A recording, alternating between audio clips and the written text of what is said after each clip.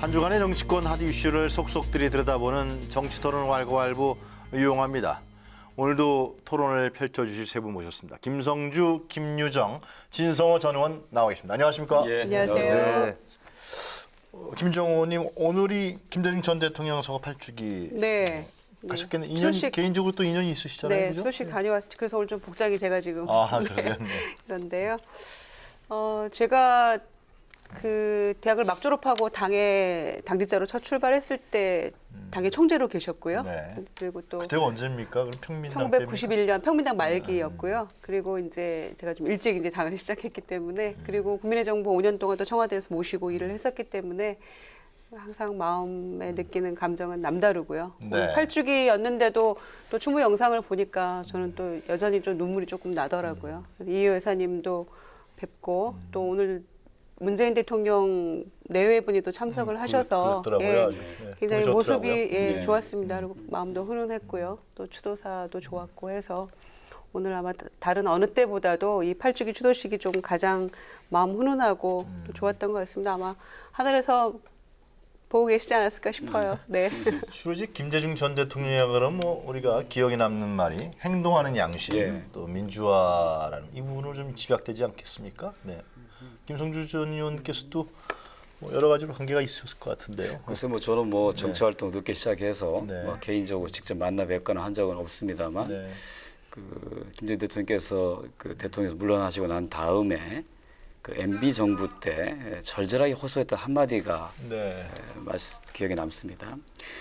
그 민주주의 후퇴를 안타까워하면서 담벼락이라도 대고 소리를 질러라라고 뭔가 생각이 있다면 그 생각을 표현하라라고 하는 그런 저절한 호소가 굉장히 기억에 남고요.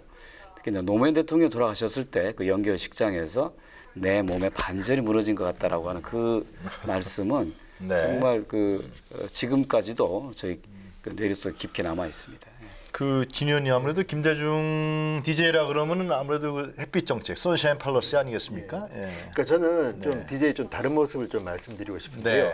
저는 사실 기자하면서 DJ를 좀 많이 봤습니다. 아, 예, 근데 이제 그 DJ의 특징이 뭐냐면 우리가 알고 있는 정치적인 이런 이야기들 많이 알지만 개인의 스타일에 대해서는 저는 좀 놀란 게 일단은 굉장히 에너제틱합니다. 열정적이고 이게 욕심도 많고 그래서 저는 깜짝 놀란 게 예를 들어서 이제 그 이미자 콘서트를 하는데 딱 그 자리에 와가지고 DJ JPYS가 만난 겁니다. 그때 네. 이제 묘하게 싸움하고 있을 때인데 딱 거기서 이미자 콘서트 리셉션장에 와서 세 분이서 말씀하시더니 자 오늘 우리 다 풀었습니다. 문화는 그런 자리입니다. 그러니까 DJ의 이 문화에 대한 식견. 또 두 번째는 제가 이제 그 97년이죠. 그 사실상 대통령 선거에 TV 토론이 처음 도입됐다고 실질적으로는 그 선거에 이제 제가 출입 기자로서 이제 취재를 했는데 그때 보면 그때 연세도 있고 건강도 그렇게 좋은 것 같지는 않았는데 딱 현장을 가면 놀라운 게 뭐냐면 일단 욕심, 애살이 많아가지고 절대 안 지려고 합니다. 그리고 또 하나는 좀 다양한 잡학에 능하다.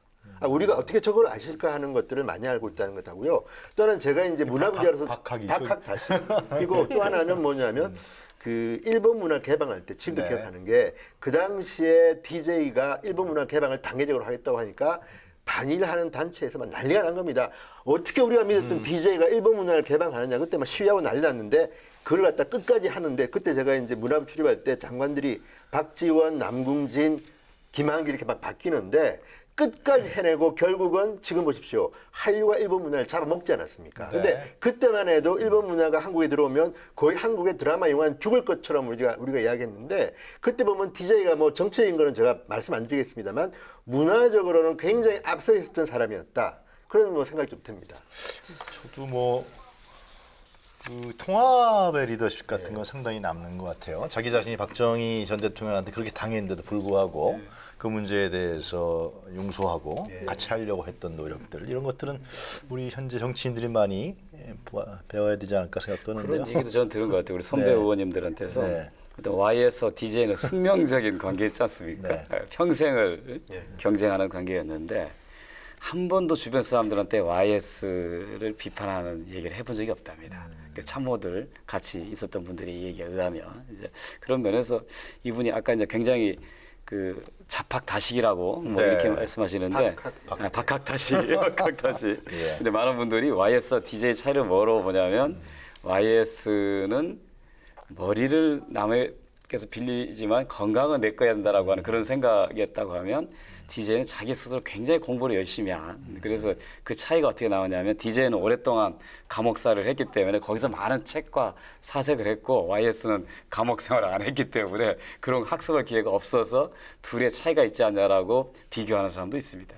하여튼 굉장히 긍정적인 이 긍정의 아이콘이셨다는 건 우리가 너무 잘 알고 있죠. 그 감옥에서 내가 감옥에 가지 않았다면 독서도 할 수 없었을 거고 감옥 안에서 영어 공부를 스스로 하셨잖아요. 그래서 그 사투리가 많이 배어 있는 그런 영어 또 뭐 그 감옥에서 공부하셨다는 거고요. 그리고 이제 아까 이제 뭐 박학다식 이런 말씀도 하셨는데 실제로 굉장히 대식가셨어요. 이 말년에는 건강을 위해서 이제 이 여사님이 소식하시라고 많이 말리기도 하고 하셨는데 드시는 거 굉장히 즐겨 드셨고 특히 우리 여름에 굉장히 많이 먹는 이 팥이 들어있는 그 아이스 막대기 그 비비땡이라고 하는 거 그거는 꼭 2개씩 드셨고요.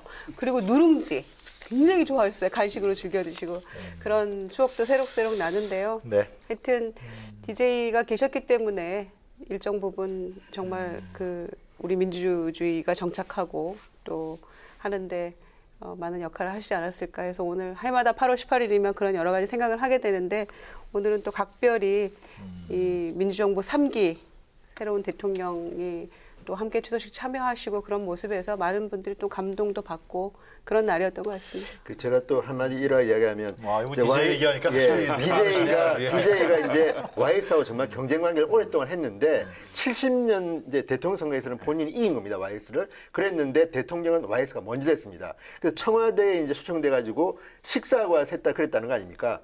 아이고 무슨 칼국수밖에 안 주네. 배가 고파서 못 주겠다 그래가지고 칼국수 먹고 오자마자 바로 밥 먹으러 왔다는 거예요. 그러니까 이게 보면 그게 배도 고팠겠지만 YS에 대한 어쨌든 경쟁 관계에 대한 어떤 그런데 어쨌든 이 두 분의 경쟁과 의리 뭐 우정 이런 건데 참 그 옛날 정치인들은 정치를 참 재미있게 했다. 드라마틱하게 했다는 생각이 좀 듭니다. 그 당시 하여튼 그 누구죠? 북한의 김정일 위원장하고 남북 정상회담을 네. 해서요. 남북 관계가 참 평화로웠고 교류가 활성화됐었는데 지금은 완전히 대비되는 상황입니다. 이걸 또 우리가 어떻게 풀어놔야 될지 상당히 궁금하기도 하고 걱정되기도 하고요. 네. 자, 오늘도 토론 주제를 저희들이 2가지를 준비했습니다. 첫 번째 토론 주제 화면을 먼저 보도록 하겠습니다.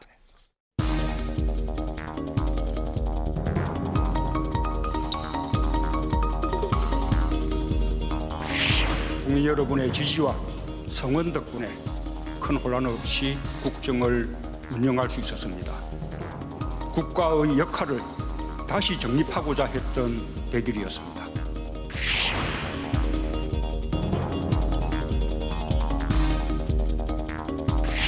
문재인 대통령의 국정 수행에 대한 압도적인 지지율의 핵심 원인은 바로 어제와 같은 진실로 소통하는 대통령의 모습이었다 할 것입니다. 한마디로 너무 실망스러운 자화자찬이었습니다. 무엇보다 문재인 대통령이 안이하고 비현실적인 안보 인식 수준에 대단히 실망스럽고 걱정스럽습니다. 높은 지지율은 정부에 대한 높은 기대감 때문이고 그 기대감이 사라지면 순식간에 실망으로 바뀌게 된다는 점을 명심했으면 좋겠습니다.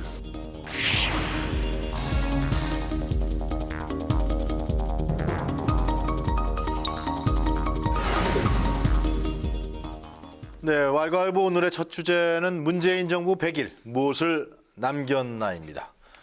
어제 기자회견하는데 다 보셨죠? 네. 예, 첫 번째 100일 기자회견인데 지 의원님 어떻게 예, 보셨습니까? 어쨌든 저는 이게 실험적으로 상당히 해볼 만한 기자회견이었다고 봅니다. 그런데 네. 문제는 뭐냐면 이게 어쨌든 영빈관에 모여가지고 청와대에 출입하는 모든 기자를 다 들어오라고 한 겁니다. 예를 들어서 뭐 동아일 보면 동아일보 출입기자 한 명이 아니라 네. 출입하는 모든 사람을 다 부른 겁니다. 그러다 보니까 250명 내지 300명 정도가 왔다는 거거든요. 그런데 문제는 이제 그렇게 되다 보니까 각본 없이 했다. 그리고 과거에 이제 박근혜 대통령하고 비교되다 보니까 뭐 딱 정해져서 이건 묻는다 이런 걸 알고 대팠다는 의혹들이 있었기 때문에 이번에는 문 대통령도 처음에는 좀 긴장했던 것 같습니다. 네. 저 기자가 과연 뭘 물을까? 그런데 조금 시간이 흐르니까 굉장히 문 대통령은 제가 볼 때는 차분해지고 여유가 넘치는데 의외로 기자가 어떤 기자분 제가 직접 봤는데 벌벌 떠는 분도 계시고 솔직히 말해서 그죠? 보셨죠? 그리고 그 또 하나는 이게 이제 사전에 어느 누구를 지정한다 또는 뭐 경제지 몇 명, 종합지 몇 명 이렇게 정한 게 아니라 그냥 하다 보니까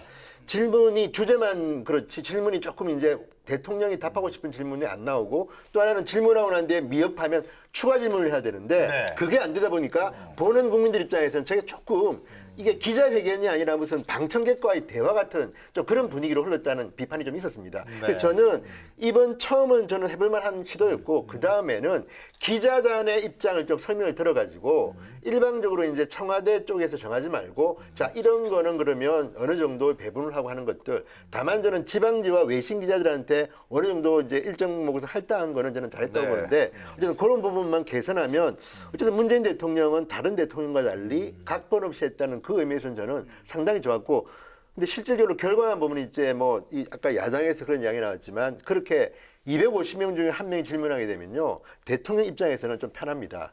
하고 싶은 말 할 수 있기 때문에 듣는 분 중에서는 이제 자화자찬이라는 비판도 나올 법하다고 봅니다. 형식을 말씀해 주신 내용 중 어땠던 것 같아요? 그래서 이제 영빈관이 청와대에서 가장 큰 장소입니다. 그래서 한 300명 넘게 들어갈 수 있는 그런 장소인데 일단 출입기자단이 전부 다 참여해서 했다는 데는 상당히 저는 그래도 의미가 있다고 네. 생각을 하고요.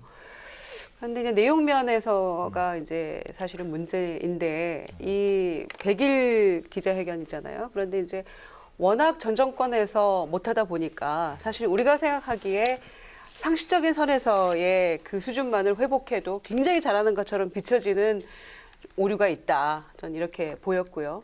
두 번째는 내용 면에서 이제 다양한 말씀들을 하셨어요. 그리고 뭐 인사 문제, 그다음에 외교안보 문제, 뭐 복지 문제 여러 가지들 이제 큰 주제들을 말씀을 하셨는데 저는 그 대중가요를 틀었더라고요. 그 탁현민 행정관이 준비를 했다는데 뭐 저는 계속 물러나라고 주장했던 야당 대변인으로서 또 이제 그 의전비서실 선임 행정관으로서 어제 행사를 다 기획을 했다고 하는데 대중가요를 틀어서 이제 뭐 참석한 기자들이 굉장히 긴장을 풀었다 이런 얘기도 나오지만 결국엔 내용은 안 보이고 이 대중가요만 기억에 남는 건 아닌가 역으로 이렇게 본말이 전도되는 상황이 아닌가 그런 걱정도 조금은 했습니다.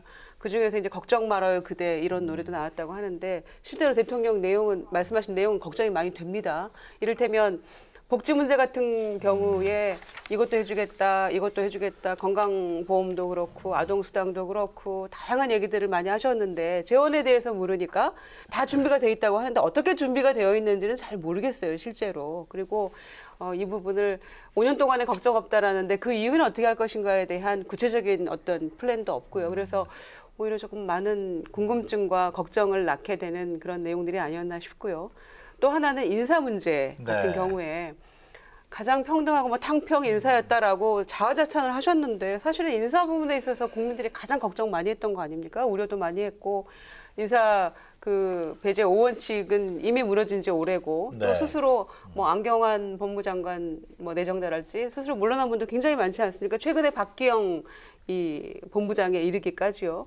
그래서 그런 여러 가지 그 인사에 대한 문제가 있었고 실제로 국민들을 굉장히 걱정을 많이 시켰던 부분인데 거기에 대해서 가장 균형 잡히고 탕평 인사였다라고 스스로 말씀하시면 참 거기에 대해 기자들이 뭐라고 반문할 수 있을 것인지 또 그렇다고 해서 질문하고 답변해 주시는데 오고 가는 논쟁도 없었던 거란 말이죠.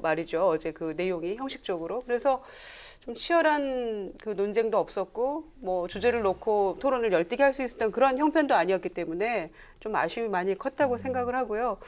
또 그런 점에서는 이 조금 더 내용을 가지고 좀 치열하게 공방할 수 있는 그런 앞으로는 회견이 좀 있어야 되지 않을까 그런 걱정과 또 기대를 해보면서요. 하나 더 말씀드리고 싶은 거는 그 취임하시면서 어떤 내용이든 국민 앞에 직접 보고 드리고 이렇게 하겠다라고 춘추관에서 자주 오겠다고 얘기를 하셨는데 첫 일성으로 한두 번 보이신 다음에는 전혀 그 춘추관의 모습을 보이지 않았거든요. 그리고 이제 그 잘못했다고 국민의 비난과 비판이 쏟아진 이후에 인사 문제를 포함해서 그런 이후에는 전혀 등장도 안 하셨고 그래서 그런 모습을 봤을 때 이런 뭐 100일 기자회견은 뭐 그 역대 대통령들이 항상 해왔던 모습이니까 격식과 이런 걸 파괴하면서 모습은 좋았으나 그 약속하신 대로 춘추관에서 좀 더 자유롭게 빈번하게 모습을 보이시면서 이런 소통을 자주 할 기회를 갖는 게 오히려 좋지 않을까 그런 생각도 해봤습니다. 예, 뭐 말씀하신 그 지적들 상당히 일리가 있다고 생각이 들어가고요. 일단 어제는 이제 취임 100일 일을 맡는 이제 공식적인 이제 기자회견이었고 그 외에 또 셀카로 간단한 1분 네. 5차례 영상을 또 일반 국민들을 위해서 한 게 있고요. 네. 근데 또 찾아보니까 별도로 청와대 자체 인터뷰로도 한 게 있더라고요. 네. 이제 소소한 일상, 업무 끝나고 어떤 일을 하느냐 했을 때 몇 시에 자느냐. 뭐. 예, 뭐 그런 시간을 몇 얘기들, 시간 뭐 그거는 뭐 국가 기밀이라고 이렇게 우선 넘겼던데요. 예, 그래서 일단은 긍정적으로 평가할 것은 다양한 형태로 국민들과 소통하려고 하는 노력이 아주 돋보인다라고 말씀을 드릴 수 있고 어제 그 이제 청와대 자체 인터뷰에서 이런 얘기 한 적이 있어요. 그러니까 정부가 어떤 정책에 대한 결정을 내렸고 그 결정이 어떤 과정을 거쳤는지, 그러니까 또 왜 그렇게 결정했는지에 대한 얘기를 항상 소상하게 국민들한테 밝히겠다라고 하는 게 전 핵심이라고 보거든요. 그러니까 이제 기자회견을 통해서 궁금한 현안에 대해서 주고받을 수도 있지만 좀 더 심화된 내용을 하려면 사실은 대담 같은 프로그램을 해야죠. 뭐 어느 특정 언론사하고 하든지 아니면 뭐 외국 언론과 인터뷰를 통해서 궁금한 사항을 할 수도 있겠고 네. 토론식이 필요하다고 하면 또 그건 또 특정한 주제에 대해서 과거에 노무현 대통령이 했던 것처럼 기자실에 찾아와서 감론을 박도 하는 그런 모습도 보여줄 필요가 있다고 생각을 하는데 어제는 이제 100일을 맞이한 공식적인 기자회견이니까 네. 일단 사전 각본 없이 자유롭게 질문하고 자유롭게 답변하는 그 형식을 우선 보인 것으로서 좋은 평가를 내려야 될 것 같고 이제 이후에 계속 소통하겠다고 약속하셨기 때문에 다양한 형태로 국민들과 소통하는 모습을 100일 지지율이 보여줄 뭐 거라 언론 생각합니다. 여론조사 기관마다 다르지만 예. 뭐 상당히 고공입니다. 그죠? 80% 안팎으로 예, 나타나더라고요. 그래서 예. YS 역대 지지율보다도 상당히 그 다음이다 높다. 두 번째라고 그런 얘기. 그렇습니다. 그럼 어떻게 봐야 되나? 이건 성공적인 안착이라고 봐야 됩니까? 아니면 이건 파퓰리즘 형태의 어떤 국정 운영의 하나야 봐야 된다. 저는 이제 지지율이 높다는 것은 네. 일단은 뭐 대통령께서 국민들이 뭘 원하는지를 잘 파악하고 해내고 있다라고 하는 이제 긍정적인 이제 평가를 먼저 내릴 수 있고요. 또 네. 한편으로는 과거 대통령과 정부에 대해서 국민들이 너무 실망했기 때문에 조금만 잘해도 굉장히 잘하는 거 보인다는 것, 뭐 이런 부분이 있다고 봅니다. 그 이유가 이렇게 지지율 높은 이유가 어떤 거로 봐야 돼? 여태까지 뭐 어떤 파격이라든가 권위에 대한 뭐 일단은 탈권위적이고 탈권위적이고 또 참모들하고 격이 없이 토론하고 그리고 국민들한테 적극적으로 알리는 또 현장을 가서 그 아픔을 겪은 사람들하고 적극적으로 공감하면서 끌어안는 이런 모습 속에서 참다인 지도자의 모습을 봤다라고 하는 게 아마 국민들 대다수가 지지하게 된 동기가 되는 것 같고 이제 네. 또 하나 든다면 어느 조사에서도 나왔지만 상대적으로 친서민적이고 정책들이 그리고 개혁적이고. 개혁적인 측면도 있고 또 약자를 보호하는 정책 예를 들어서 집값 문제라든가 또는 병원비 걱정 없는 나라 뭐 이런 것들이 국민들한테 굉장히 많이 어필하고 있다 이렇게 생각합니다. 그런데 저는 이제 뭐 긍정적인 측면 또 걱정되는 측면 두 가지를 말씀드리면 네. 일단 긍정적인 측면은 YS 때는 실질적으로 시행한 것들이 많았습니다. 무슨 말이냐면 그때는 하나회 척결, 금융 실명제 그랬죠. 누가 들어도 이런 깜짝 놀랄 만한 것들을 했기 때문에 그 결과 이제 이런 83%. 근데 그 당시 갤럽 조사 83%는 또 우리 지금하고는 좀 다른 게 그때는 핸드폰 같은 게 없던 시절입니다. 여론조사가 거의 정확했던 시절이기 때문에 집전화로 했었죠. 예, 이때 83%는 제가 봐도 놀랄만한 수치입니다. 근데 갤럽이 어쨌든 일관되게 같은 기관이 조사했기 때문에 문재인 대통령도 저는 의미가 크다고 봅니다. 왜냐하면 네. 같은 기관 조사에서 어쨌든 70%를 넘었다는 거는요. 저는 지금도 이건 믿기지 않을 만큼 높은 것이고 다만 이제 걱정스러운 것은 지금 문재인 대통령 같은 경우는 기대는 많이 지금 심어주고 있습니다. 그러니까 박근혜 전 대통령과 다른 어떤 인간적인 스타일들을 보여주셨고 두 번째는 지금 말씀하신 것처럼 복지라든지 뭐 여러 가지 다양하게 이제 앞으로 이렇게 바꿀 거라는 기대를 심어주셨는데 이게 실질적으로 실행되는 과정에서 정말 재정적인 뒷받침이 되느냐 또는 안보 문제도 정말 국민들을 믿을 만하냐 이런 것들이 있으면 그게 잘하면 저는 문재인 대통령의 지지율은 지속되는 것이고 네. 못하면 저는 아까 뭐 여러 인터뷰 나왔지만 하루아침에 내려갈 수도 있다고 봅니다. 그럼에도 불구하고 저는 문재인 대통령의 이 지지율은 다른 것보다도 왜냐하면 뭐 100일 됐기 때문에 실제로 대통령이 일할 수 있는 게 이렇게 많지가 않은데도 높은 이유는 인간적인 풍모를 보여준 데 성공했다. 제가 봐도 문재인 대통령의 모습이나 김정숙 여사의 모습은 굉장히 이웃 같은 이미지입니다. 그건 뭐 누가 봐도 뭐라고 할 수가 없는 겁니다. 그러니까 지금 별명도 인이 하는데 문재인 대통령도 인이라는 별명이 달림보다 좋다고 했는데 저는 이 인이 전략도 성공했다고 보는 이유가 지금은 문재인 대통령을 비판하는 분들도 그 사이트에서 자신들의 사이트에서 우리 인이 큰일 났네. 인이 저러다가 큰일 나겠다. 그러니까 문재인 대통령을 비판할 때 조금 더 험한 욕설로 비판할 수도 있는 단어를 인이라는 단어를 쓰는 겁니다. KBS도 이례적으로 지지율이 올라간 건 어떻게? 그러니까 제가 봐도 그러니까 봐야 돼요? 문재인 대통령을 찍지 않았던 많은 글쎄 분들 그렇죠. 말이에요. 뭐 TK 지역이라든지 또는 보수적인 성향의 지지자들도 지금 문재인 대통령의 이런 인간적인 모습에 대해서는 제가 볼 때는 뭐 우표 완판되는 것도 그렇고요. 어쨌든 이런 것들을 보면 그래서 국민들이 오랜만에 굉장히 인간적인 대통령을 만났다. 그래서 그런 건데 이제 그럼에도 불구하고 이제 걱정스럽다는 거는 그거는 거기까지입니다. 딱 한 6개월이나 1년은 그렇게 갈 수 있지만 국민들은 뭔가 대통령은 대통령다운 일을 할 때도 박수를 치기 때문에 일을 잘할지 못할지는 아니 제가 모르겠습니다만 어쨌든 문재인 대통령은 이제 스타일도 중요하지만 일을 해야 된다. 그리고 또 한마디만 더 붙이면 저는 아까 그 네. 탁현민 행정관 이야기했지만 저는 탁 행정관보다도 윤영찬 수석을 저는 칭찬하고 싶은 게 그래요? 어쨌든 이분도 저랑 나이 차이가 별로 안 나는 50대입니다. 그런데 NHN 그러니까 네이버 출신이라서 그런지 모르지만 아까 지금 우리 김전 의원이 말씀하신 그런 짧은 인터넷 영상 같은 것을 통해서 그냥 감동을 줍니다. 예를 들어서 뭐 이번에도 그 영상 보니까 노무현 대통령의 청와대가 바뀐 거 뭐 이야기하면서 하나가 뭔지 아십니까? 출퇴근 시간을 지킨다.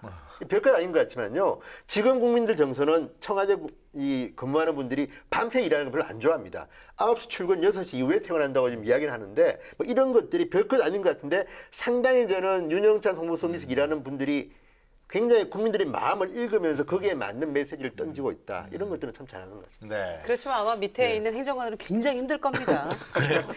밤중까지 해요? 그렇죠. 그 소소한 영상 수석부터 밑에까지 다 그럼요. 힘들대요. 다 힘들죠. 그리고 제가 듣기에는 6시 퇴근 못 하는구나. 네, 그러니까요. 이후라 그랬습니다. 대변인실은 지금 청와대 대변인실은 뭐 새벽 4시에 나온다는 얘기도 제가 들었기 때문에 아침 그걸 신문 그렇게 전기 때문에 그럼요. 이게 그럼 당연한 거 아닌가요? 그거는 대변인실이 그렇지만 신문 나올 때도. 그렇지만 정시 출퇴근을 강조하셨던 의원님으로서는 뭐 달리 그렇게 하실 말씀은 없으실 것 아니 같은데.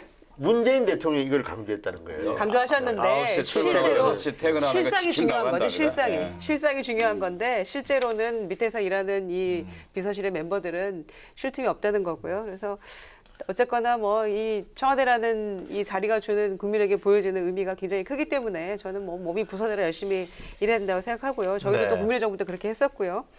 그런데 저는 이제 이 지지율을 보면서 굉장히 놀랄 만한 수치다 이렇게 생각하고 사실 78, 80 네. 이게 그냥 보통 가져올 수 있는 그런 지지율이 그럼요. 아니잖아요. 간단한 지지율이 아니에요, 그래서 굉장히 의미 있다 이렇게 보면서도 기대가 크면 실망도 크다고 생각합니다.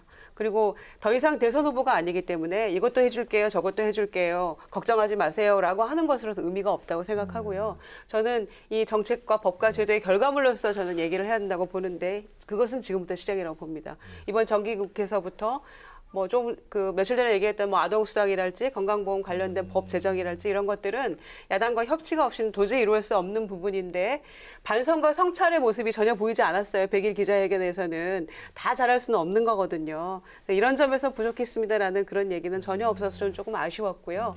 그런 점에서 앞으로 이제 정기국회 이후가 굉장히 중요한데 네. 이 국회와의 소통, 야당과의 협치 이런 부분에서 실질적으로 결과물은 나와야 되는 거거든요. 그런데 그런 얘기가 전혀 없었기 때문에 과연 어떻게 이걸 풀어가실까 하는 그런 궁금증도 있는 게 사실입니다. 그러나 조금 뭐 호언장담하셨고 여러 가지 보관을 가지고 계신다고 얘기를 하셨기 때문에 저는 뭐 앞으로도 잘 해주실 거라고 생각합니다. 왜냐하면 그래야만 국민이 행복하죠. 야당도 이 집권 여당 또 대통령에게 잘 해줘야만 또 야당도 함께 가는 것이죠. 그래서 기대는 합니다만 자꾸만 이 감성적으로 국민에게 보여주는 모습에만 이 치중하다 보면 실제로 알맹이 빠진 모습이 되기 때문에 그거에 대해서는 오류를 범하지 않도록 항상 경계하고 저는 주의할 것을 요청하고 싶네요. 뭔가 지금 아직 100일인가 헌임은 아주 스페셜한 기간이다라는 점. 그리고 지금 말씀하신 게 이제 너무 이미지 중심적인 이러한 부분들은 결국 한계에 봉착하지 않겠느냐. 예. 구체적인 정책이라든가 내용 이런 부분들이 컨텐츠가 구체적으로 제시돼야 된다. 그런 예. 지적이신 것 뭐 같은데요. 전적으로 네. 제가 그전에서도 지금까지의 노무현 문재인 정부에 대한 지지율은 문재인 대통령 개인의 노력에 의한 면이 많은데 국민들은 그거에 열광하는 것이 오래 갈 수 없는 거죠.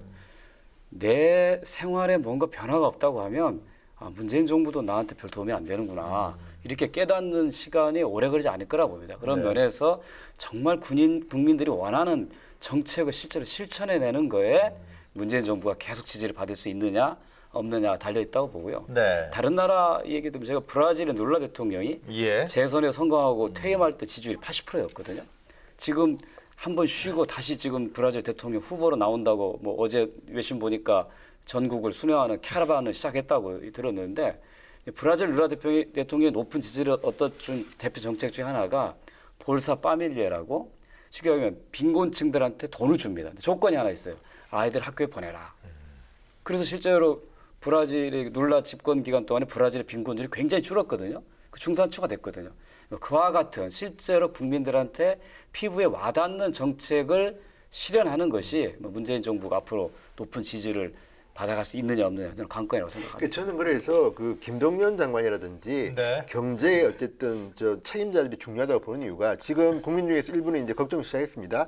지난 주만 해도 대통령께서 한마디 하실 때마다 수십조 원이 어쨌든 들어가는 일들이 벌어지고 있습니다. 그렇다면 5년 동안은 그게 가능할지 모릅니다. 그렇지만 5년이 지나서 같은 정권에 근데 민주당 후보가 된다 하더라도 그 다음 대통령에서 과연 이게 지속 가능하겠느냐.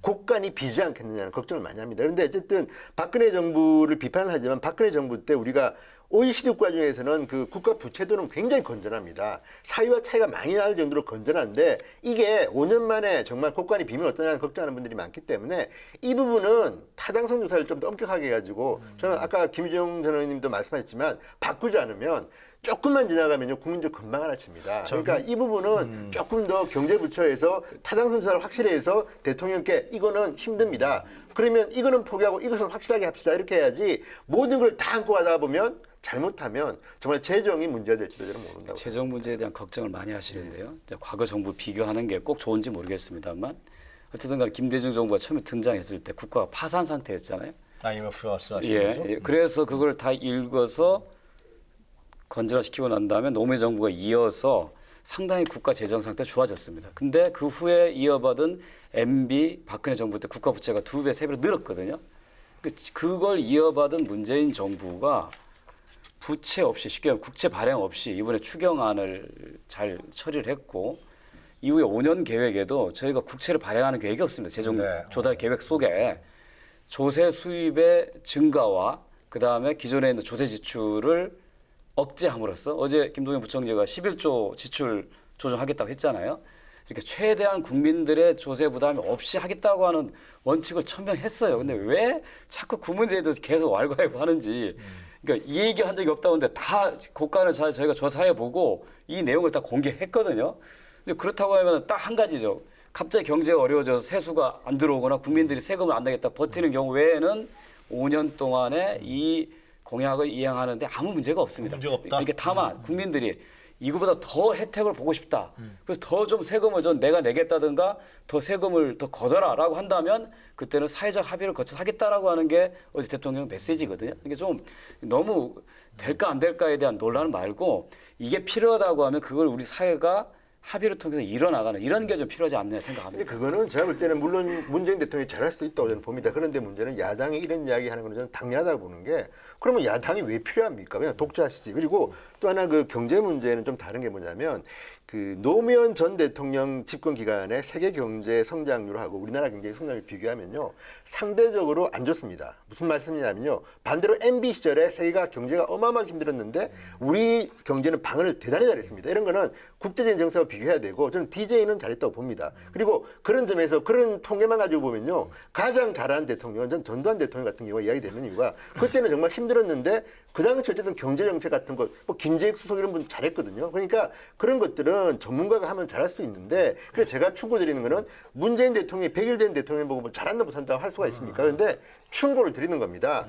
이렇게 많은 분들이 국방 걱정하는데 무조건 걱정하지 마라. 우리 다 준비했다. 이거는요. 굉장히 그 신중한 경제학자조차도 이렇게 이야기하고 있는데 안심해라. 이거는 저는 아닌 것 같고 그래서 우리가 안전판으로 이런 준비하고 있습니다를 말해야지 국민들이 안심하는 거지. 무조건 우리가 오르니까 그 야당 지금 발언 틀렸다. 이거는 저는 조금 점수일 필요가 있다. 뭐 그런 생각입니다. 그 비판은 뭐 제가 전적으로 그러니까 어떤 상황이 생길 줄 모르는 거고 그리고 그렇게 필요하지 않은 부분에 국가 재원을 쓰는 것이 과연 지속 가능한가에 대한 우려는 누구나 똑같이 하는 겁니다. 그러나 예를 들어서 아동수당 10만 원은 내년 7월부터 제가 지급할 텐데 예. 모든 아이를 갖고 있는 부모들한테 둘이면 이제 2배로 주는 거죠. 근데 다 저출산 문제 심각하다고 다 이 얘기해요. 여야 보수 진보를 막론하고. 그럼 그걸 어떻게 해결해야 되는 거에 대한 이 얘기는 하지 않고 아동수당 10만 원 줘서 좀 출산 의욕을 올리겠다고 하니까 그 돈이 어디서 나오냐. 이 얘기만 계속하면 정치라는 게 문제를 해결하는 거잖아요. 해결하는 수단은 내놓는 건데 해결할 수단을 내놓으면 그 돈이 어디서 나오냐. 이 얘기만 반복하면 그럼 아무것도 못하는 거죠. 그 얘기만 반복하는 건 아니죠. 그 얘기만 반복하는 건 아니고요. 아동수당 10만 원으로 과연 그럼 저출산 문제를 할 수 있을 것인가? 미흡하죠. 야당에서는 그건 불가하다. 10만 원 받는다고 그럼 출산율이 막 늘어날 것이냐? 그건 아니라고 보는 거죠. 그러니까 그런 그 미흡한 부분에 대해서 야당도 그 정책을 제시하고 있는 거고요. 정책의 우선순위를 정해서 이거부터 먼저 해야 한다고 저희는 내놓고 있는 거죠. 이를테면 한부모 가정, 저소득 한부모 가정에 월 12만 원씩을 줍니다.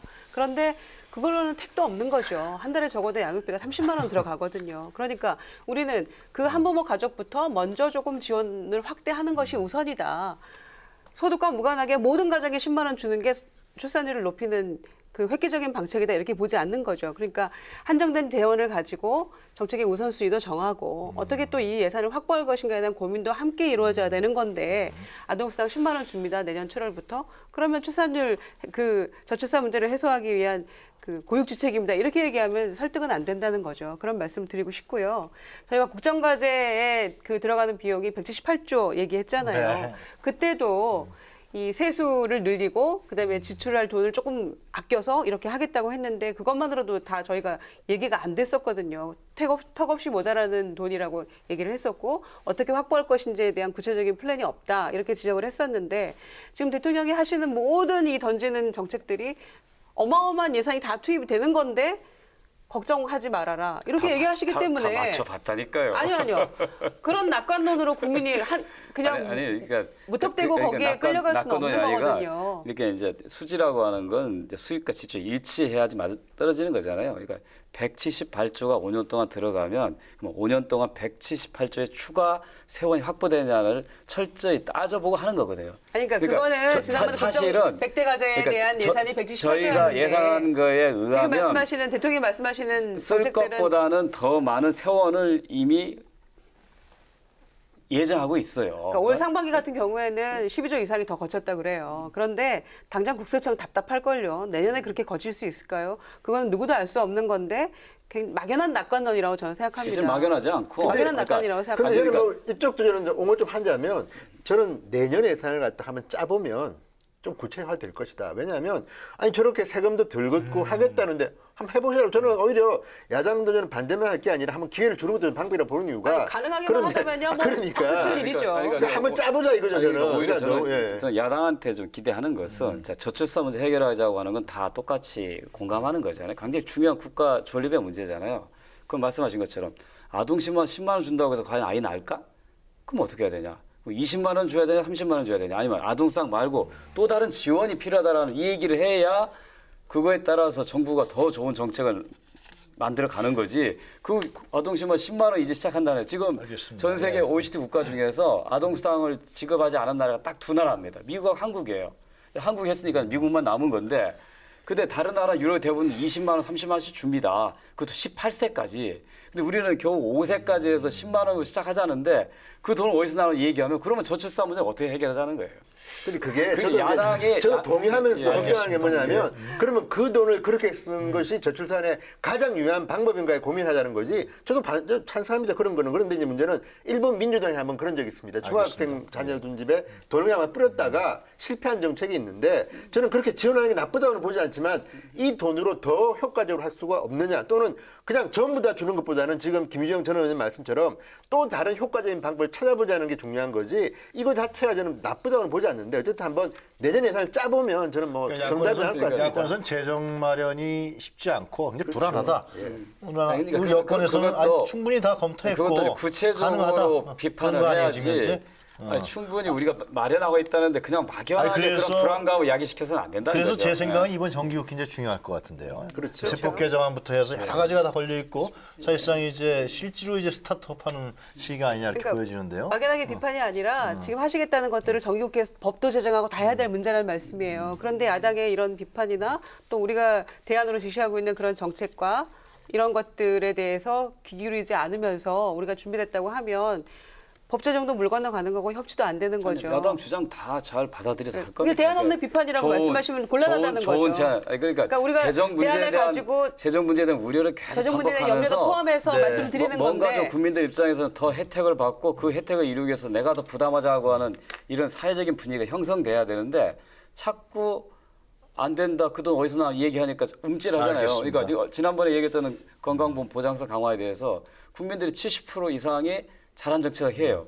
근데 그게 가능할까 물어보니까 반절 안 되는 분이 어려울 것 같다고 그래요. 왜냐하면 야당이 계속 어렵다 안 된다고 하니까 특히 자유한국당 지지자들 10% 미만이 가능하다고 얘기했거든요. 예. 이제 국민의당은 그 상당수만 지지자한테 가능하다. 그러니까 야당이 어떻게 이 얘기에 따라서 국민들이 반응이 달라지기 때문에 부족한 걸 더 잘해라고 요구해야 되지. 그 돈이 어디서 나냐 이렇게 얘기하면 아무것도 못하는 거예요. 두 번째 주제로 넘어가기 전에요. 간단하게 그 100일 동안 문재인 정부가 잘한 거 못한 거 한 가지씩만 먼저 잘한 거 하나 못한 거 하나. 예, 저는 그 주택 정책, 그다음에 건강보험 보장성 강화 이런 실제적으로 국민들이 원하는 이 정책을 발표한 거 높게 평가합니다. 못한 거는요? 못했다고 하면 조금 더 야당이 좀 협조해서 좀 더 많은 좀 진전을 못 이루는 게 아하. 아쉽습니다.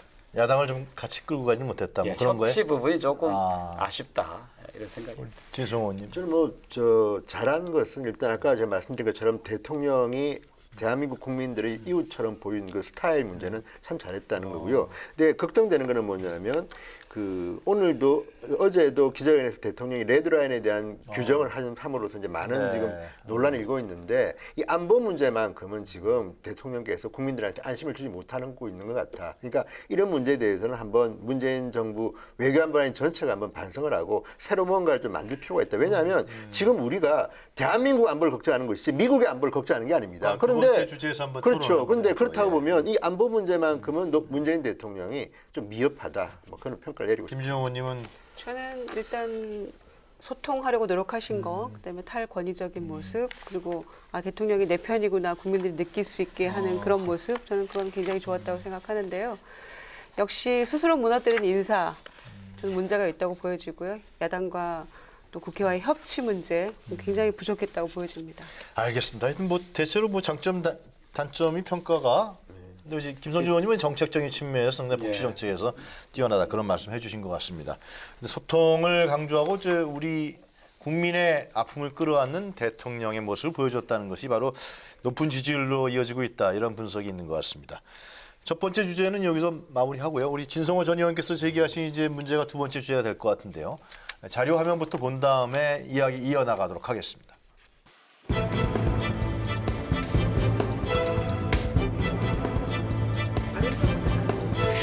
비핵화 선언은 북한에 의해서 저는 파기됐다고 보고 있습니다. 북한 핵과 미사일 위협에 대처하고 또 한반도 전쟁 억제를 위해서 이제 미군의 전술핵 재배치가 심도 있게 논의해야 될 때가 되지 않았나.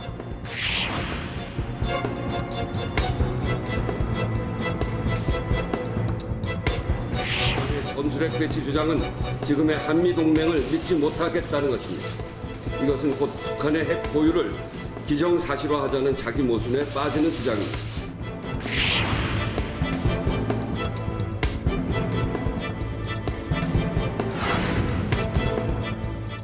네, 두 번째 주제는 핵에서 핵으로 한반도 전술핵 재배치 논란입니다. 지금 이 한반도 전술핵 재배치 문제는 지금 자유한국당에서 당론으로 채택이 됐죠? 됐죠. 심리가 네. 됐죠. 예. 그런데 어쨌든 이 문제는 굉장히 복잡하기는 하지만 저는 네. 제1야당이 이런 문제를 제기함으로써는 오히려 문재인 대통령한테 힘을 실어줄 수도 있다고 봅니다. 왜냐하면요. 지금 문재인 대통령 아까 레드라인 제가 말씀드렸지만 네. 어제 기자회견에서 문재인 대통령이 굳이 말씀하시지 않아도 될 말씀을 좀 했다고 봅니다. 왜냐하면 과거에 후보실에 문재인 대통령께서 전략적 모성 말씀을 하셨습니다. 이게 외교나 이런 데서 도움이 되는 건데 네. 본인이 근데 갑자기 이 레드라인 규정을 하셨는데 이게 뭡니까? 미국이 생각하는 레드라인이라고 저는 봅니다. 이미 한반도와 일본은 그 북한의 핵미사일 영향권 내에 있다고 저는 봅니다. 그렇죠. 지금 보도된 것만 보면 이미 우리는 레드라인을 넘어섰다고 보는데 문재인 대통령이 말씀하신 그 레드라인은 미국입니다. ICBM급 이제 미사일이 완성되고 그거에다가 핵을 탑재해서 쏠 수 있다는 건데 그렇다면 지금 문재인 대통령의 그 말씀은 대한민국 대통령이 아니라 미국의 우방인 어떤 대통령이 할 수 있는 말씀이라고 저는 봅니다. 그래서 어제 지금 비판들이 막 나오고 있는 건데 그 왜 그러면 비핵화가 문제가 있으면서도 좀 가능하냐고 보냐면 자 싸움을 합니다. 싸움을 하는데 한 명은 총을 들고 있고 네. 한 명은 그냥 무장해야 둘이 싸우는 겁니다. 그런데 선언을 이미 했습니다. 이 싸움터에는 총을 들고 오면 안 된다. 그런데 이쪽 학생은 굉장히 말도 안 듣고 굉장히 정신적으로 문제가 많은 사람입니다. 총 들고 왔습니다. 예, 총 들고 온 겁니다. 그냥 현실적으로 총 들고 왔는데 네. 총 없이 온 사람은 자, 이 싸움터는 총은 없어야 된다. 그래서 나는 총 없이 싸우겠다. 그런데 총 쏘면 어떻게 됩니까? 지는 겁니다. 그럼 이 상황에서 대한민국이 자, 한반도는 비핵화 지대자, 우리는 핵 없이 싸우겠다. 그러면 김정은이가 핵을 못 가지게 만들어야 됩니다. 근데 그거에 대해서는 아무런 해법이 없는데 상징적으로 그러면 안 된다고 하는 거예요. 이건 물론 도덕적으로는 충분히 가능한 이야기지만 그래서 저는 제1야당이 전술핵 배치를 주장할 수 있는 것이고 그러면 여기에 대해서 아니 문재인 대통령은 트럼프한테 야 지금 내가 힘들다. 지금 막 야당은 막 전술핵까지 배치하자는데 이거 힘드니까 좀 잘하자 할 수 있는 거 아니겠습니까? 그런데 이거에 대해서 무조건 안 된다. 외교적으로 안 된다? 저는요 깜짝 놀란 게 박선원 전 비서관 같은 경우는 오히려 보수 진영에서 박선원 전 비서관을 갖다 비판할 때 뭐라 했냐면 저 사람은 지나치게 비둘기파다고 비판했던 그분조차도 지금 전술핵 배치 이야기를 합니다. 재배치 이야기를. 그렇다면 저는 또 안규백 의원도 아마 이야기한 걸로 저는 알고 있는데 그렇다면 군사 전문가라든지 좀 아는 분들은 이런 이야기를 여권에서 하고 있습니다. 그러다면 이유가 다 있는 겁니다. 그래서 저는 이 전술핵 재배치를 하든 안 하든 아마 외교적으로는 제가 볼 때는 상당히 논란이 될 겁니다. 러시아나 알겠습니다. 중국이 난리 치일 테지만 그럼에도 불구하고 제1야당이 이 정도 주장을 할 수 있는 거는 저는 당연하다고 봅니다. 저는 이제 이렇게 생각. 신중해야 된다고 보시는 거예요? 예, 그러니까 전쟁을 억제하기 위해서 평화를 실현하기 위해서 강력한 군사력을 갖는 거 그게 우리의 목적이고 목표인 거거든요. 그런데 핵을 핵으로 막겠다. 북이 이미 ICBM의 핵탄두를 장착할 수 있을 정도의 전략 핵무기를 보유한 상태에서 남한이 그에 맞서기 위해서 전술 핵무기를 보유하겠다. 핵을 과연 핵으로 막을 수 있는가? 전쟁을 전쟁으로 피할 수 있는 것인가? 저는 그런 의문을 제기하는 거거든요. 궁극적으로는 우리는 한반도에 영구한 평화 체제를 구축하는 게 목표거든요. 그렇게 하기 위해서 한미 동맹을 강화하고 북의 도발에 대해서는 강력하게 응징하겠다고 하는 의지를 표현하면서 여러 가지 다양한 수단들을 동원하는 거거든요. 예. 그러니까 압박하고 제재하는 것도 북을 대화로 끌어내리기 위한 것이지 그 종착점이 전쟁은 아니라는 거예요. 왜냐하면 전쟁은 모두에게 공멸이거든요. 어제 문재인 대통령이 다시는 한반도에서 전쟁이 없을 것이라고 단언한 것은 그 어느 나라도 우리 운명을 군사적인 공격으로 파멸을 이끄는 것을 막겠다는 거예요. 그건 미국의 트럼프 대통령에 대한 강력한 메시지거든요. 또 한편으로는 북의 정권에 대한 강력한 메시지 한 것이죠. 그래서 저는 뭐 야당 일각에서 전술핵 보유를 통해서 북의 핵 무장을 억제하겠다는 것은 저는 난센스라고 봅니다. 오히려 그런 것들이 일본의 핵 무장을 촉진해서 동아시아 전반적인 군비 경쟁을 야기시켜서 우리가 생각하는 동아시아의 평화와 번영 체제 구축은 멀어지고 그걸 통해서 이득을 보는 거는 무기를 팔으려고 하는 그런 자본과 재무장을 원하는 그런 군국주의 부활 세력들이 이득을 얻을 것이다라는 것들 저는 신중해야 된다고 봅니다. 이제 91년에 한반도 비핵화 남북 공동선언 이후로 26년 만에 지금 이제 이 그 전술핵 문제가 다시 논의가 되고 있는 거잖아요. 그런데 이제 뭐 여러 가지 말씀해 주셨지만 저는 이제 현실적으로 이게 가능하냐의 문제에 방점을 두고 싶어요. 그러니까 여권 일각에서도 아까 안규백 뭐 국방위원 오래 하셨기 때문에 안규백 의원이 이제 그런 얘기도 하셨고 또 김진표 의원도 또 뭐 한시적 전술핵 배치 이런 얘기도 하셨더라고요. 그런데 이제 박선원 비서관 얘기도 하셨습니다만 또 그 얘기가 나왔을 때는 또 청와대에서였나요? 이거 그냥 개인의 의견이다. 또 이렇게 얘기를 하면서 부인을 했거든요. 그러니까 뭐 고민의 흔적은 뭐 우리 다 함께 가지고 있지만 이게 현실적으로 가능한 거에 대한 과연 미국이 이걸 동의하고 해줄 것인가에 대한 문제도 있는 것이고요. 그래서 이게 쉽지는 않을 것이다 이렇게 보여지는데 어쨌거나 제1야당에서 이거를 당론으로까지 채택했기 때문에 그 부분에 대한 거를 또 아예 무시하고 갈 수는 없는 것이고 또 문재인 대통령이 그 부분에 대해서 오히려 힘을 받을 수 있다 이 말씀도 뭐 일면 또 그 순가할 수 있는 부분이 있습니다만 저는 어쨌거나 이거는 미국 주한미군이 전술핵을 갖느냐 안 갖느냐 다시 갖느냐 안 갖느냐 문제잖아요. 그래서 미국의 동의 없이는 이루어질 수 없는 문제인데 과연 이 부분이 현실적으로 가능한가? 저는 좀 어렵지 않나 이렇게 보여지고요. 저는 이 문제가 있는 것 같아요. 국민들이 불안해할 것 같아요. 그렇습니다. 상당히 예. 지금. 예, 그러니까 예. 북한 지금에서 우리 진영께서 말씀하신 북한은 핵을 진짜 소량화시켜서 미국까지 쏘겠다는데 예. 남한 정부는 무엇이냐 도대체 우리는. 그러니까 굉장히 북한의 핵 때문에 우리가 우리는 핵이 없는데. 그럼 어떻게 될 것이냐. 이 문제에 대한 거는 결국은 그게 집권 이제, 세력이 풀어야 될 문제가 그래서 아니신데요. 고민하는 겁니다. 예. 실제적으로 국민들은 굉장히 불안감을 느끼고 있거든요. 근데 그 불안감을 완화시킬 수 있는 또는 해소할 수 있는 방안이 뭐냐. 그게 과연 핵무기를 우리도 보유하는 거냐. 그 방향이 궁극적 해결책이 될 수 없다는 것이죠. 그렇지 않으면은 예를 들면. 결국 저는 이런 생각입니다. 이제 네. 북이 갖고 있는 핵과 미사일만 위험하냐? 오히려 북이 휴전선 일대 갖고 있는 수만 기의 소위 장사정표 수십 킬로 날아가는 이 다련발포가 훨씬 더 우리한테는 더 위협적이거든요. 근데 그건 사실은 막을 방법이 없어요. 뭐 사전에 원점 타격한다고 하는데 그게 어디에 숨겨져 있다가 어느 시간에 불을 뿜을 줄 모르는 이제 그런 거에 대한 위협에 대해서는 상당히 적게 이야기하고 네. 북이 갖고 있는 핵과 미사일에 대해서는 너무 과장된 위기감을 좀 강조하는 게 아니냐라는 생각이 좀 들어서 궁극적으로는 저는 이렇게 생각해요. 우리의 안보를 동맹 국가에게만 완전히 맡길 수는 없는 것이다. 네. 가장 중요한 건 우리 정부가 우리 국민의 생명을 지킬 수 있는 그런 게 필요하다고 생각하고 궁극적으로는 북에게 아무리 우리를 제껴놓고 미국하고 대화하려고 해도 통하지 않는다. 우리는 굳건한 한미동맹의 근간에 갈 것이다.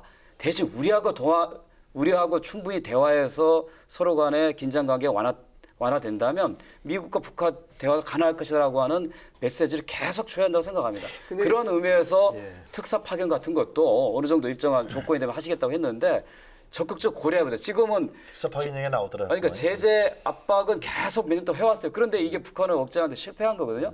그러면 대화를 하기 위한 제재 압박을 같이 내밀어야지 제재만 더 강화한다고 가면 그럼 궁극적으로 가서는 서로 간의 무력 충돌인데 좀 더 신중하게 갈 필요가 있고 이 여당 야당 일각에서 제시하는 전술핵 배치는 어떤 면에서 보면 국민들의 안보 불안을 이용해서 정책 이득을 노리는 안보 포퓰리즘 아니냐 이런 면에서 저희는 굉장히 신중해야 될 필요가 있다고. 저도 이제 저 주장이 이상적인 주장이고요. 저도 개인적으로는 네. 전술핵 재배치는 신중해야 한다는 데 동의합니다. 그럼에도 불구하고 어떤 문제를 제기하냐면요. 문재인 대통령이 어제 말씀하신 것처럼 자신 있게 말한다. 한반도에 두 번 다시 전쟁은 없다.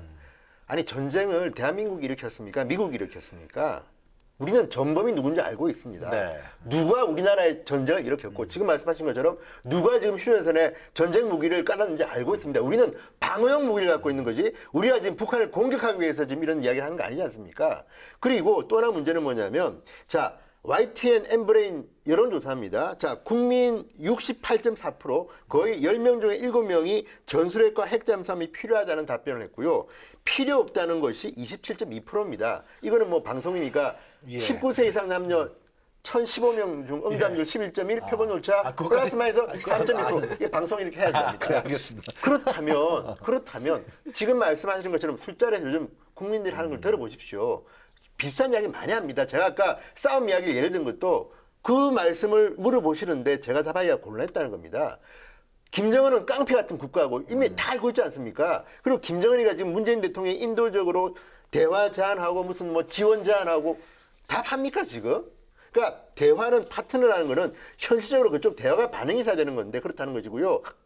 또 하나 문제는 이제 자유한국당의 이 핵 재배치 문제도 있지만 바른정당의 핵 공유 문제도 있습니다. 그러니까 지금 말씀하신 것처럼 자 그러면 주권 국가로서 미군이 일방적으로 핵 쓰는 게 불안하다면 핵을 공유하자.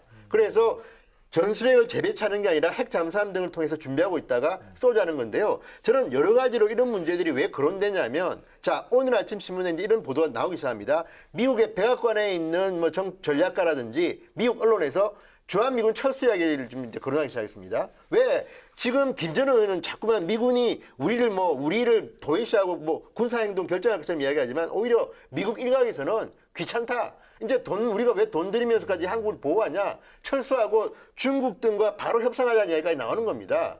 그 가운데에서 패싱당하는 게 누굽니까? 우리 아닙니까? 그러니까 이런 문제는 지금 물론 이제 미국 백악관도 부인하고 우리 오늘 뭐 그 청문회에서 부인했기 때문에 그럴 일은 없겠으나 이런 말이 나온다는 것은 이미 상당히 지금 김정은의 군사행동이 많이 나갔다는 거거든요. 그렇다면 여기에 맞는 대통령의 메시지, 국방장관의 메시지, 외교장관의 외교력이 필요한 거지 지금 우리는 북한은 절대 전쟁 도발 안 할 거야. 우리 이렇게 할래. 이거는요. 많은 국민들은 불안하게 한다. 그래서 저는 이 문제만큼은 대통령께서 조금 더 확고한 태도를 보여달라는 말씀을 드리는 겁니다. 네, 바로 그런 점에서 어제 레드라인에 대한 규정을 그렇게 단정적으로 대통령이 하는 건 좀 상당히 외교적 이 사인이 좋지 않았다. 좀 미숙함을 드러낸 그런 꼴이다. 이렇게 얘기를 하고 싶은데요.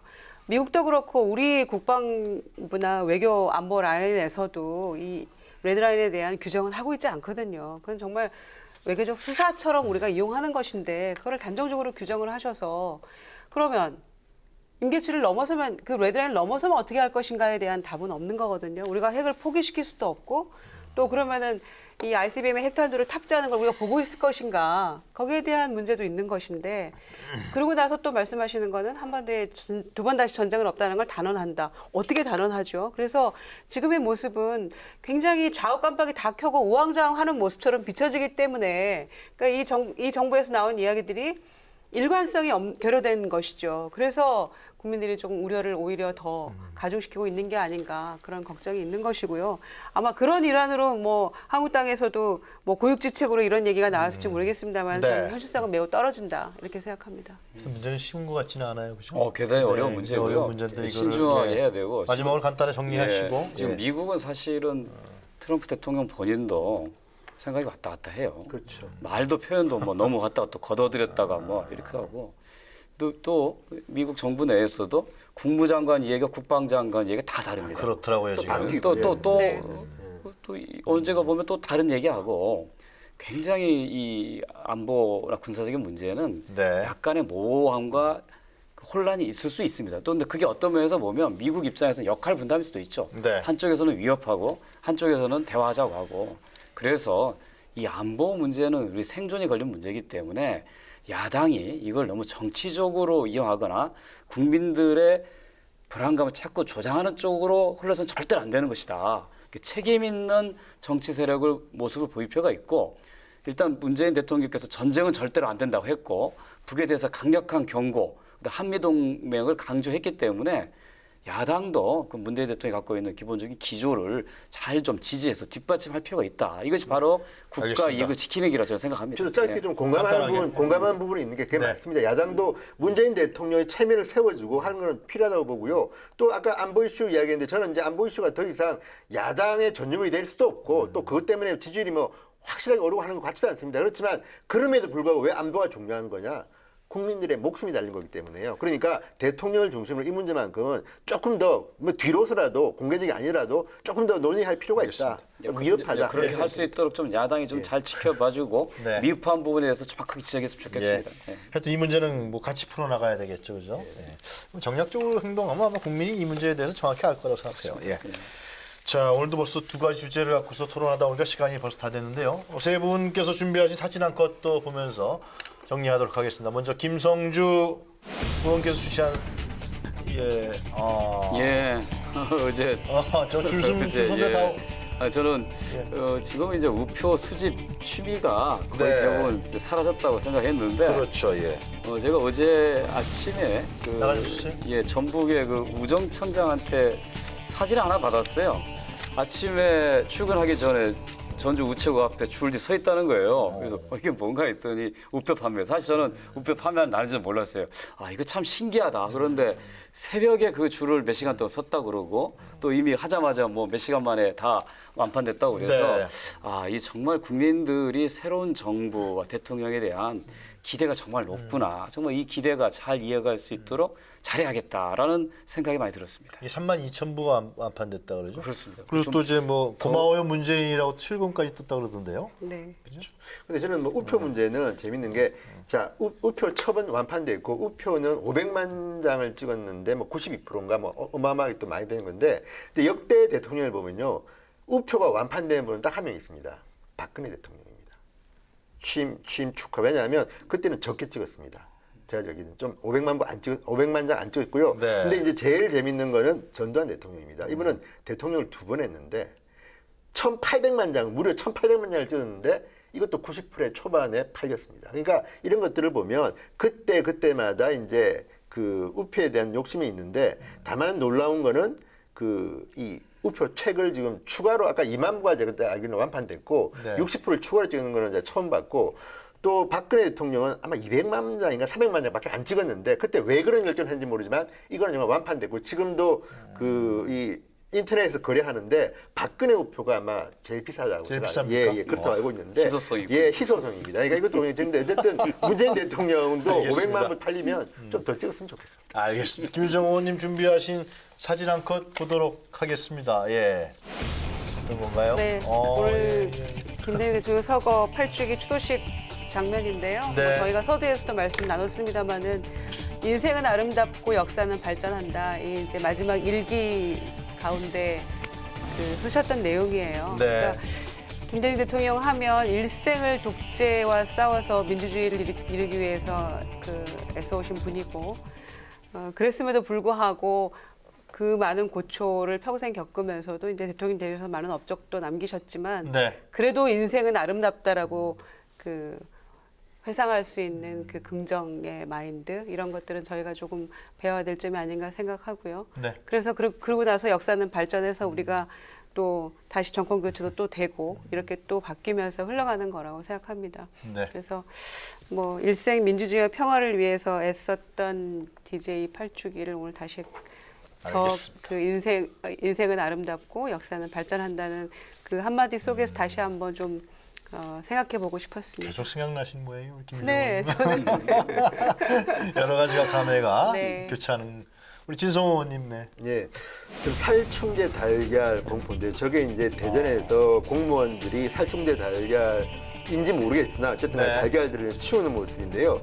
저는 지금이야말로 문재인 정부가 실력을 보일 때라고 생각합니다. 그러니까 이 앞으로 뭘 하겠다도 중요하지만 지금 벌어진 일을 얼마나 잘 수습하느냐인데, 지금 어쨌든 이낙연 총리가 류영진 취약차장에 대해서 막 비판한 거 아닙니까? 좀 똑바로 하라고. 그럴 거면 국민들한테 브리핑도 하지 마라. 왜냐? 지금 조사도 오락가락이고요. 뭐 인터뷰들이 막 나옵니다. 그 농장주들이 뭐냐면, 아니 계란을 갖다가 직접 와서 조사하는 게 아니라 마을 혈관으로 한 판씩 갖고 와라. 그 아는 사람이기 때문에 빌려서 갖다 주고 뭐 그런다는 겁니다. 그래서 못 믿겠다, 뭐 새로 하고 뭐 오늘은 전남, 내일은 경북, 계속해서 지금 막 발견되는데 국민들이 이걸 어떻게 믿습니까? 게다가 어린이들이 달걀을 많이 쓰지 않습니까? 사용하지 않습니까? 그러면 오므라이스, 무슨 뭐 유제품, 뭐 과자, 지금 저는 국민들한테 물어보십시오. 지금 이게 제일 화제는 달걀 공포입니다. 그런데 왜 저는 어제 그 기자회견장에서도 네. 저 때도 이미 이게 시작됐는데 그런 질문은 안 나왔는지, 저는 정말 문재인 정부가 국민을 위한 민생 정부라면 지금 자 김영록 장관, 류영진 처장 이런 분들 이렇게 하면 안 됩니다. 지금 이거는 여당에서도 비판하고 있고요. 기동민 민주당 의원 같은 분은 지난해에서 이미 이 문제를 제기했다고 그럽니다. 그렇다 그러면 자 여야 또는 이건 저는 누구 책임이 되게 중요한 게 아니라 네. 빨리 국민들한테 안심시키고요. 빨리 해야 됩니다. 이거요 머뭇머뭇거리다가는 뭐 인기, 지지율 이게 중요한 게 아니라 국민의 건강이 파괴됩니다. 좀 저도- 제대로 했으면 좋겠어요. 저도 저 말씀 전적으로 이제 공감하는데요. 근데 전적으로 다 공감하신다는 얘기를 오늘 많이 하셨어요. 아주. 아니 뭐 옳은 말씀하시는 예. 거니까. 그러니까 정부 여당도 옳은 비판에 대해서는 수용해야 되는데 네. 저는 그 말씀에 전적으로 공감합니다. 이게 전 정부 책임이냐 현 정부 책임이냐를 따진 거는 무의미하고 그렇죠. 이제 심각한 거는 이 살충제 사용 농가 거의 대부분 친환경 인증 농가라는 거죠. 그럼 왜 그랬을까? 친환경 인증을 정부가 하는 게 아니라 민간에 맡겨요. 신뢰성이 떨어지는 거죠. 또 친환경 유지를 위해서는 항생제를 쓸 수가 없습니다. 그러니까 닭 진드기를 예방하기 위해서는 살충제를 사용할 수밖에 없는 거거든요. 이 어떤 면에서 보면 뭔가 제도적인 살충제가 안 나온 계란에서는 항생제를 사용한 수 있을 거라고 네. 추정이 가능한 거죠. 그래서 이 문제는 이제 우리가 이 공장식 이 대량 사육 시스템에 벗어나서 정말 좀 새로운 뭔가 나와야겠군요. 가축 예. 축산 정책으로 나가지 않으면 그 정부의 그 뭐 어느 정부의 책임 문제가 아니라 정말 제대로 해결해서 국민들의 안심시킬 수 있는 그런 먹거리 그 책임을 좀 져야 한다고 생각합니다. 알겠습니다. 잘못 따지지 말라고 하셨는데 여당 대표가 전 정권 잘못이라고 얘기를 했거든요. 이렇게 책임 떠넘기 급급할 그렇게 때가 해서는 아니고 안 된다고 봐요, 저는. 그렇죠. 네, 급급할 때 그러니까 불량식품도 4대 그 비리 중에 그러니까 과거 하나니까 정부에서 근절해야 그걸 된다. 잘못한 건 사실이지만 그 얘기를 하면서 현 책임 떠넘기면 안 정부도 된다고 이거에 대한 생각하고요. 책임에서 자유로울 수 없다는 겁니다. 그럼요. 지금 현재 진행형인 상황이고 이 식약처장이 국내산 달걀 문제 없다 이렇게 호언장담하는 바람에 거짓말 때문에 지금 더 일파만파 커진 거거든요. 그러니까 이 잘못된 코드 인사, 전문성 없는 이런 코드 인사 앉혀가지고 일을 더 키우고 있는 거에 대한 반성과 성찰이 필요하다는 말씀이에요. 알겠습니다. 네. 자, 하여튼 결혼 얘기가 하여튼 좀 또 토론이 돼버렸네요. 다음 주에는 결혼 얘기 갖고 안 하게 되겠죠, 그죠? 정리를 정부에서 하지 않을까? 예, 그래서 정부가 좀 같습니다. 유능하게 그렇게 처리했으면 해야죠. 좋겠습니다. 네. 기대해봐야죠. 네, 어제 여야가 정기국회 일정에 합의하면서 올 연말까지 정치권의 로드맵이 마련됐습니다. 이제 100일을 넘긴 문재인 정부의 국정도 다시 한번 꼼꼼하게 짚어봐야 할 것이고요. 내년도 예산과 외교안보 현안까지 풀어야 할 숙제도 많은 것 같습니다. 자, 근본적인 대책, 달걀 살충제 얘기 나오는 것 같습니다. 여야가 함께 또 머리를 맞대기를 바라고요. 오늘 세 분 말씀 잘 들었습니다. 네, 수고하셨습니다. 네, 정치 토론 알고 알고 오늘은 여기까지입니다. 저희는 다음 주 금요일 이 시간에 다시 찾아뵙겠습니다. 시청해 주셔서 감사합니다. 수고하셨습니다. 수고하셨습니다.